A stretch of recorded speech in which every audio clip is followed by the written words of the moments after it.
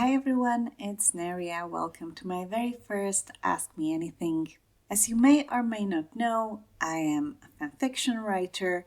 I write in the universe of A Song of Ice and Fire, and today I will be answering one of my readers' questions regarding the Good Queen's daughters. So the question is, what do you think of Alysanne's daughters? In a live redux, Balon has quite a strange reaction to Damon and Gale absconding with each other to get married. He calls Gale another of Mother's little manipulators. Curious, do you think he had similar thoughts of Alyssa and that their marriage wasn't as great as Gildane writes it to be? And what did he think of Miguel, Dela, or Sarah? And Visera, whom I assume is the worst of the manipulators he's talking about. I've recently read this Tumblr post that made me rethink everything I knew concerning Alyssa and how she influenced her sisters. I will link the Tumblr post in the description of this video so you can go and take a look because it is really well researched, long post about Alyssa Targaryen and what effect she might have on her sisters. I don't necessarily agree with everything that's written there, but it really is impressive the amount of research this poster did. So let me dive in. What do I think of Alysanne's daughters? Let us start with a short overview. We will be skipping Daenerys, who is the eldest of Alysanne's daughters, but does die quite young and therefore is not really relevant to the rest of the story. We have Alyssa, who is the eldest. Then we have Miguel, 2 years younger. Dela coming in another 2 years later. Sarah, 3 years later. Visera, born 4 years later. And finally Gael, who is born full 9 years after Visera and is naturally the youngest one. Alyssa, when she is born, Daenerys is already dead. Therefore, Alyssa grows up with only 2 older brothers. She begins to trail after Balon, who is the second oldest and closest to her in age. Balon has been trailing after his older brother Aemon for quite some time before Alyssa came around, and so these 3 become basically a trio. However, when Miguel is born and she becomes quite attached to her sister and is trying to follow in her footsteps, clinging to her, attaching herself to her, Alyssa is quite furious with her, runs from her, hides from her, and does not allow for the baby to actually join the trio or even join Alyssa herself. Then we have Dela, who is born 2 years after Miguel, and Dela is quiet, shy, unassuming child, very much scared of everything, and Dela is heavily influenced by Miguel, who is very pious. However, unlike Miguel, who is said to be exceedingly bright, Dela seems to be suffering from some sort of disability, probably learning disability. She is unable to memorize prayers, songs. This is contributing to her shyness and to her scaredy behavior. She is clinging to Miguel. After Dela, we have 3 years younger Sarah, the 9th born child of Jaehaerys and Alysanne. She is arrogant, demanding, manipulative, and can be quite cruel, especially towards Dela, who suffers from some sort of disability and is an easy target for her younger sister. Then Visera, who is 4 years younger than Sarah. We know her to be stubborn, proud, vain, very much like Alyssa. She likes racing horses, drinking, and she is basically loud and loves having fun. And last but not least, we have Gale, 9 years younger than Visera. She is quiet, unassuming. We don't really know much about her because once Visera dies, when Gale is 7, Gale becomes her mother's shadow. She is basically glued to her mother's side, is sharing her bed, and is not given space to grow up because she becomes her mother's emotional support study. That's a very quick overview of Alysanne's daughters. So let's return to Alyssa. Alyssa did not like to act like a girl. She did not like to dress like a girl. She did not like any girly activities. She actively scorned company of other women or girls. She wanted to wear boys' clothes. She wanted to stay with boys. She liked riding and climbing and dueling with swords. And she really only wanted to spend time with her brothers. When it comes to Alyssa, I would go as far as to say that I do think she wanted to be a boy. She likely despised being a woman. The reason why she shunned Miguel when she tried to cling to her is that she was girly, and Alyssa did not like to be reminded that she was a girl, that she did not belong with the boys, that she was not a boy. And the more sisters she had, the more she disliked the position of the eldest sister. We know that Dela was scared of Vagan, who was quite mean. However, she is said to be terrified of Alyssa. Even when we are told that Alyssa defended Dela to Vagan, it's not really a defense of Dela, it's humiliation of Vagan. So it's not really selfless act, it's a selfish act. After Alyssa comes Miguel. I do think that Miguel was greatly influenced by Alyssa, and especially the fact that she was shunned by her, in that she started to keep to herself and she started to cling to Dela and to the faith, because she would have been surrounded by septas who would be teaching her, taking care of her. So when she could not join her older siblings, she turned inward and she turned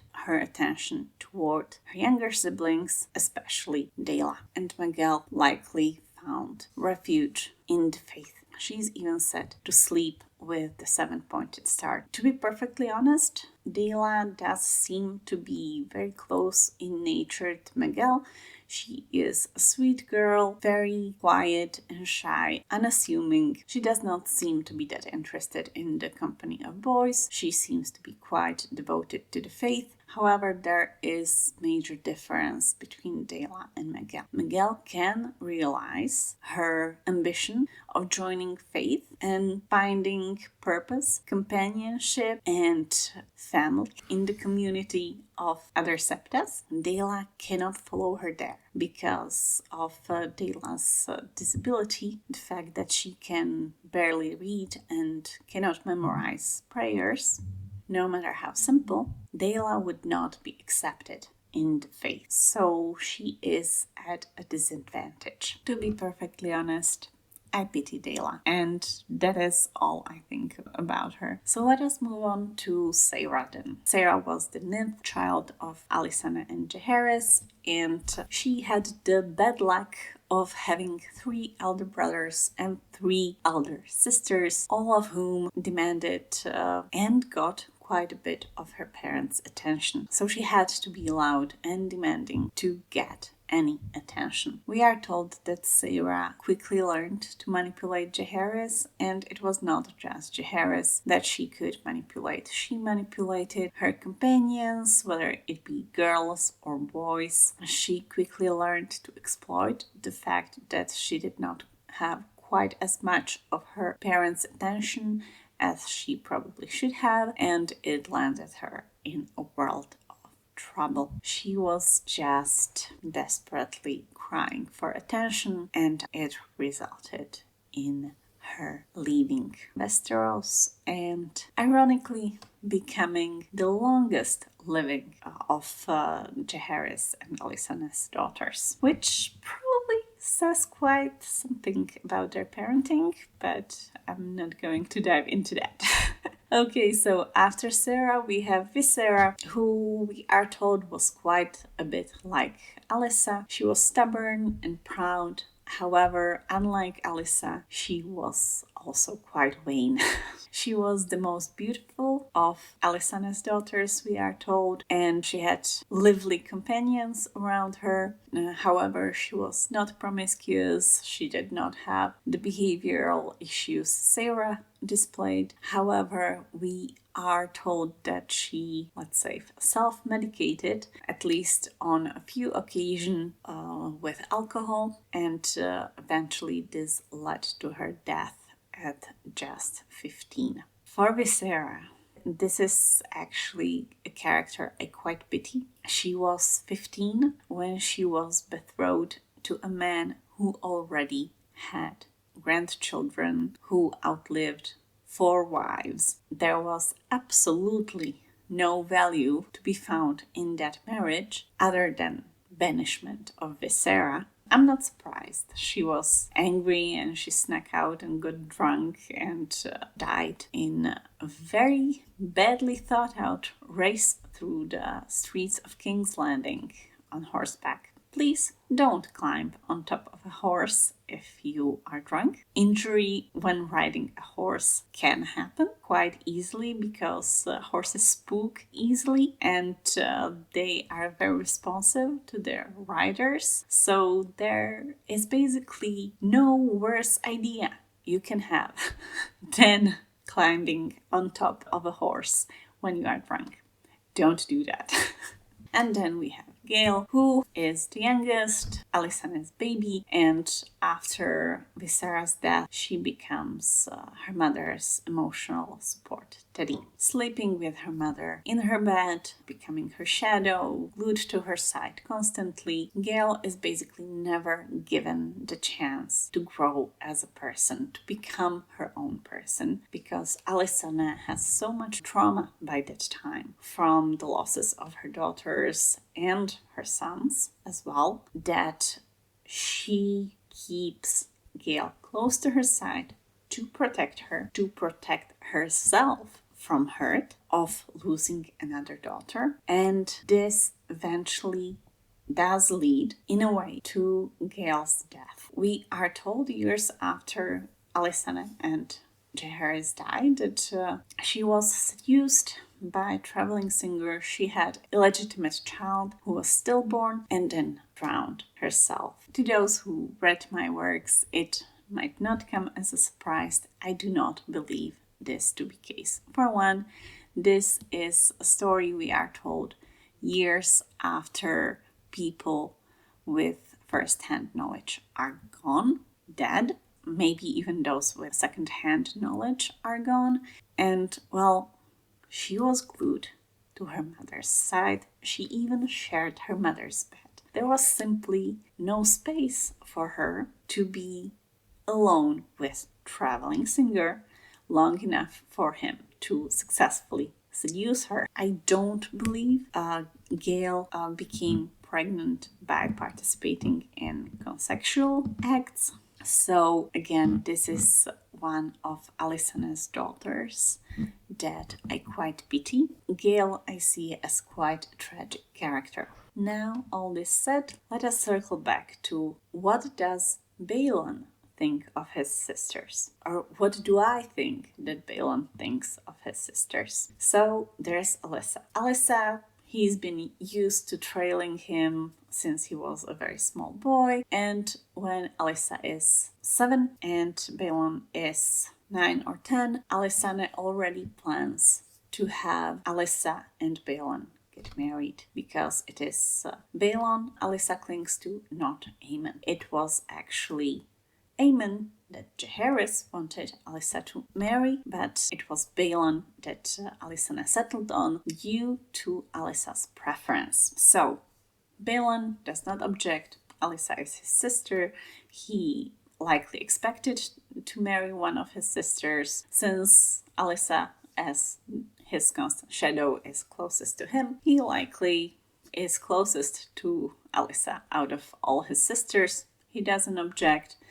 And we are told that after his marriage to her, he has a smile on his face constantly because basically all they do together is have sex. So I do think Balin loved Alyssa. He likely was quite content to have her as his wife, but I don't think this good feeling lasted forever. He definitely was in love with her for the duration of their marriage. However, I do think later on, with the benefit of retrospect and seeing Visera's attempts at seducing him, likely even having some sort of conversation with Visera or several conversations with her, he probably started to question his relationship with Alyssa retrospectively. Because, let us remember, Alysanne considered Alyssa's preferences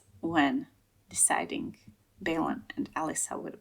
Balin was never the one asked. It was Alyssa who settled on Balin to trail. It was Alyssa's preference for her brother, and that settled Alysanne's mind on who would she marry. So I do think Balin was quite happy with Alyssa. There's every indication that he was happy with her. Their sex life was definitely very well known throughout Red Keep and King's Landing. When it comes to Miguel and Dela, I don't think he thought of them all that much. Mostly because a lot of his attention was simply consumed by Alyssa, and Alyssa just didn't like spending time with her sisters or females. With both Miguel and Dela being quiet and gentle spirits that were just quite unassuming, I just don't think he really spent all that much thought on them. When it comes to Sarah, he definitely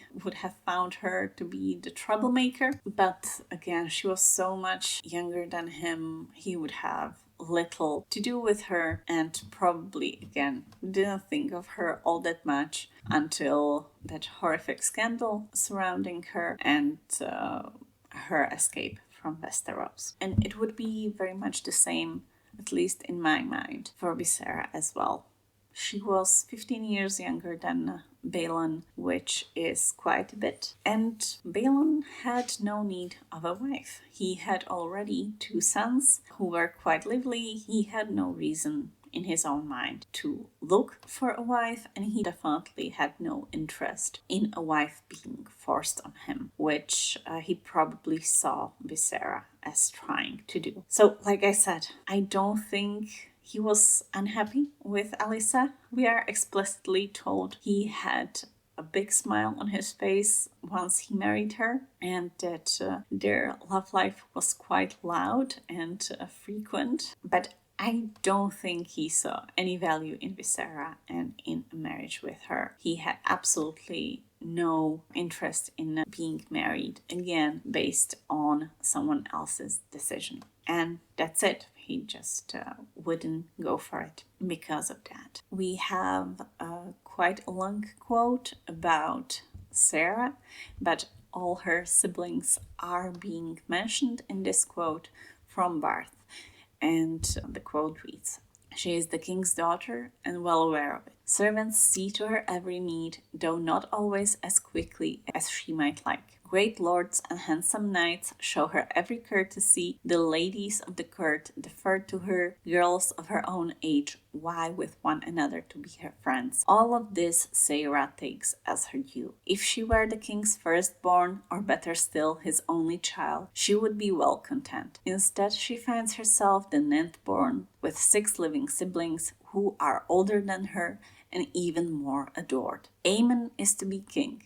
Balin, most like, will be his hand. Alyssa may be all her mother is and more. Vagan is more learned than she is. Miguel is holier, and Dela. When does a day go by when Dela is not in need of comfort? And whilst she is being soothed, Sarah is being ignored. Such a fierce little thing she is, they say. She has no need of comfort. They are wrong in that, I fear. All men need comfort." So let's go back to the part of the quote that concerns Balin and Alyssa. Aemon is to be king. Balin most like will be his hand. Alyssa may be all her mother is and more. Alyssa's mother is the queen. So Barth does talk about Aemon being king and Balin his hand. However, he already mentions that Alyssa may be all her mother is and more. Her mother is the queen, mother of the next king, and Jaehaerys's closest confidant and advisor. So this is a quote by Barth in 79 AC. This is significant because this is 9 years into Aemon's marriage with Jocelyn Baratheon, and in these 9 years of marriage, there is only Rhaenys, only a daughter born into the marriage. We have no idea whether there was an issue and Jocelyn could not get pregnant anymore, or whether there were unsuccessful pregnancies. We don't have this information. However, in 9 years of marriage, there is just one living child in that marriage, and it's a girl. So in 79, even though Barth is saying Aemon is to be king, Balin most likely will be his hand, but he's already referring to the possibility of Alyssa being the queen. So it is already something that is accounted for by Jaehaerys already at this point. He is planning on skipping Rhaenys if she remains Aemon's only child.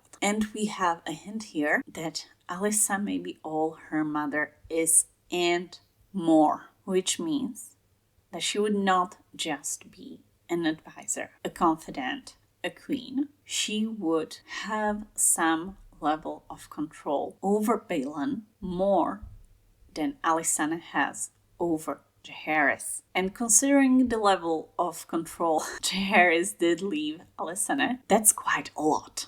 So there does seem to be some amount of imbalance in relationship between Balin and Alyssa. There does seem to be a level of manipulation that is present in that marriage and is apparent to the outsiders. Septon Barth is Jaehaerys' hand, and he does see that there's something not quite right in the marriage of Alyssa and Balin. And I think that, well, Balin was not aware of that at the time of the marriage.